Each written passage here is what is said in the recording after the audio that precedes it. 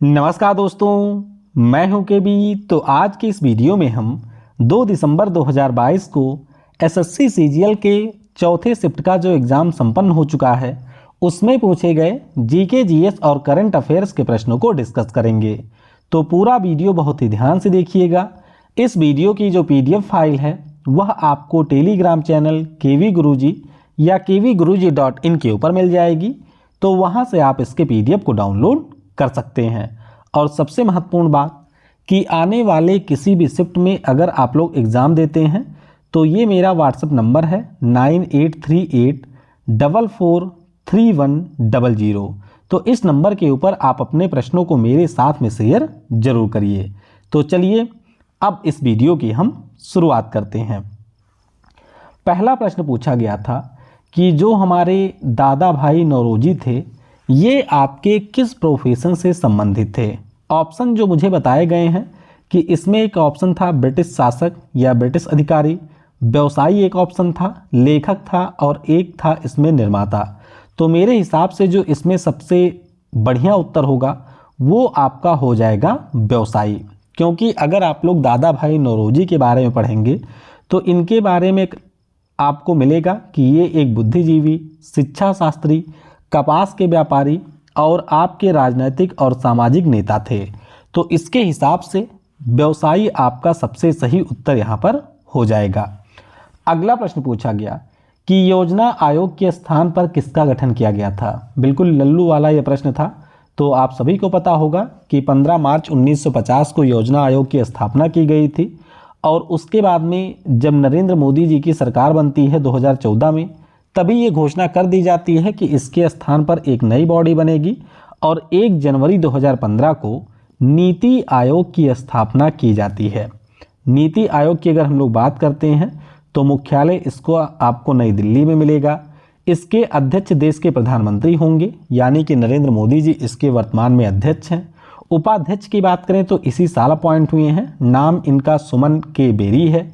और अगर हम लोग नीति आयोग के सीईओ की बात करते हैं तो इस पद पर आपको परमेश्वरन अय्यर साहब देखने को मिलेंगे।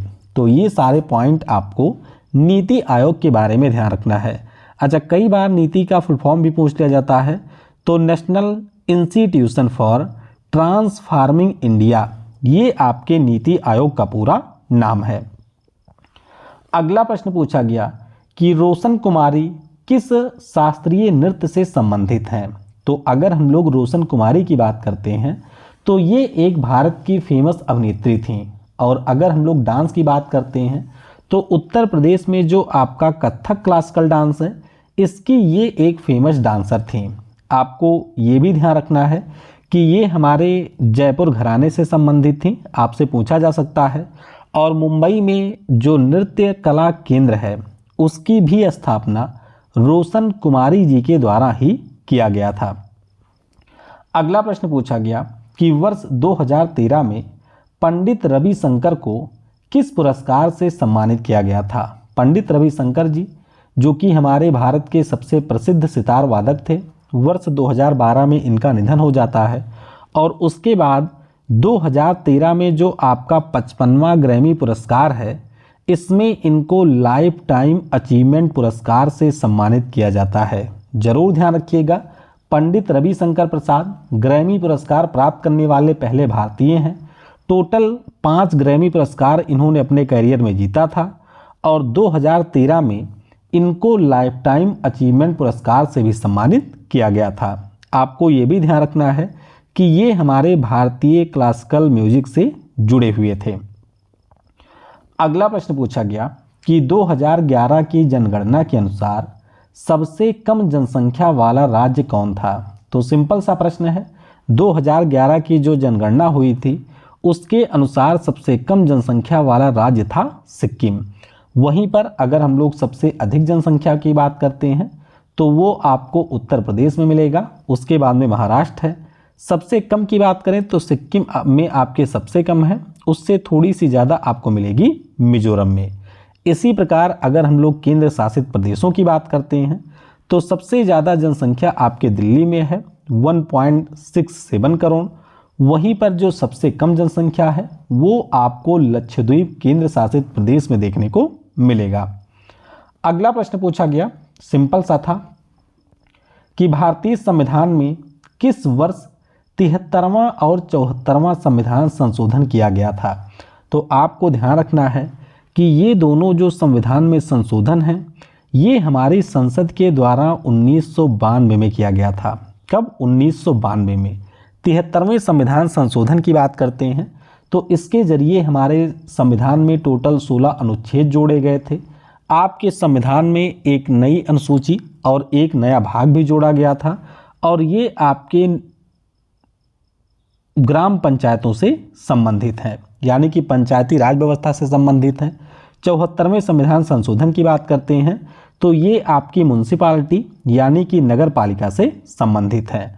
तो आपको ये ध्यान रखना है कि संशोधन दोनों किए गए थे 1992 में, लेकिन अगर हम लोग इसके लागू होने की बात करते हैं तो 73वां संविधान संशोधन आपके 24 अप्रैल को लागू हुआ था 1993 में और इसीलिए 24 अप्रैल को हर साल हम लोग पंचायती राज दिवस भी मनाते हैं।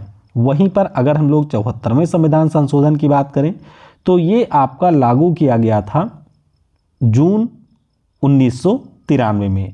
तो दोनों के बारे में आपको ध्यान रखना है। अगला प्रश्न पूछा गया, ये थोड़ा सा टफ प्रश्न था कि महमूद गजनबी ने जब भारत के ऊपर आक्रमण किया था तो दक्षिण भारत में उस समय आपके चोलों का शासन था। तो उस समय हमारे चोल राजा कौन थे? तो ध्यान रखिएगा, राजा प्रथम और जो आपके राजेंद्र प्रथम थे ये दोनों आपके महमूद गजनबी के समकालीन थे। ध्यान रखिएगा, महमूद गजनबी ने इनसे कोई युद्ध नहीं लड़ा था, लेकिन जब उसने भारत के उत्तरी भाग पर हमला किया था तो उस समय दक्षिण भारत में चोलों का शासन था और आपके राजा थे राजा प्रथम और राजेंद्र प्रथम। अच्छा, चोल वंश की स्थापना से भी प्रश्न आ चुका है तो आपको ध्यान रखना है कि विजयालय के द्वारा चोल साम्राज्य की स्थापना की गई थी और इन्हीं के द्वारा तंजाउर नाम के शहर को भी बसाया गया था। अगला प्रश्न पूछा गया कि वर्ष 2020 ओलंपिक में बॉक्सिंग में कांस्य पदक किसने जीता। तो सिंपल सा प्रश्न है, आप सभी को पता होगा कि भारत ने इस प्रतियोगिता में टोटल 7 मेडल जीते थे।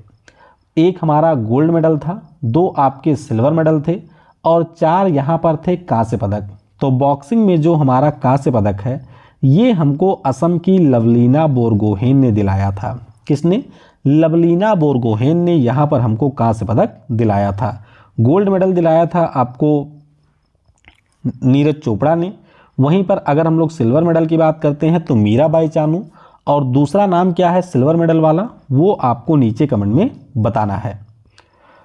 अगला प्रश्न पूछा गया, ये देखिए रिपीट हुआ है कि शीतकालीन युवा ओलंपिक खेलों का आयोजन 2024 में कहां पर किया जाएगा।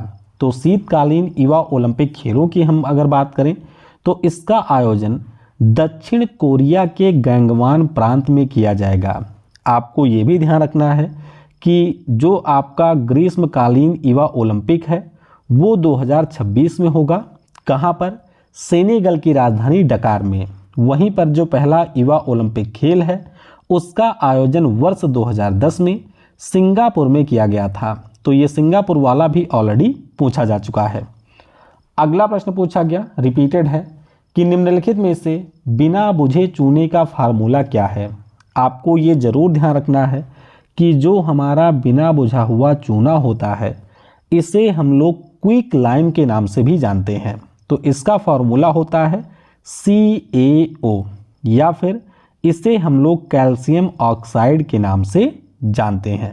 वहीं पर आपको ये भी ध्यान रखना है कि जब इस बिना बुझे हुए चूने में हम लोग पानी मिला देते हैं तो ये चूना आपका बुझ जाता है। यहाँ पर जो अपक्रिया होती है वो हमारी उष्माक्षेपी अपक्रिया है और इससे निर्माण होता है स्लेग्ड लाइम का। किसका? स्लेग्ड लाइम का, या फिर बुझे हुए चूने का यहाँ पर निर्माण होता है। अगला प्रश्न पूछा गया था कि जो हमारा सुंदरवन डेल्टा है कहाँ पर? पश्चिम बंगाल में और बांग्लादेश में।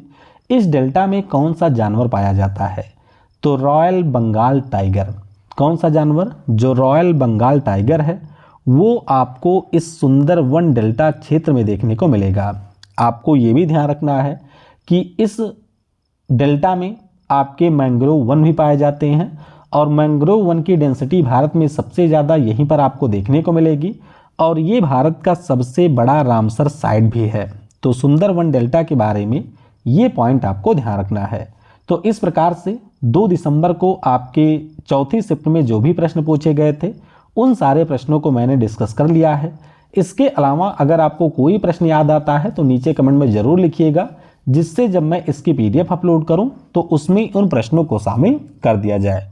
Thanks for watching. जय हिंद, जय भारत और सबसे ज़रूरी, पढ़ेगा भारत तो बढ़ेगा भारत।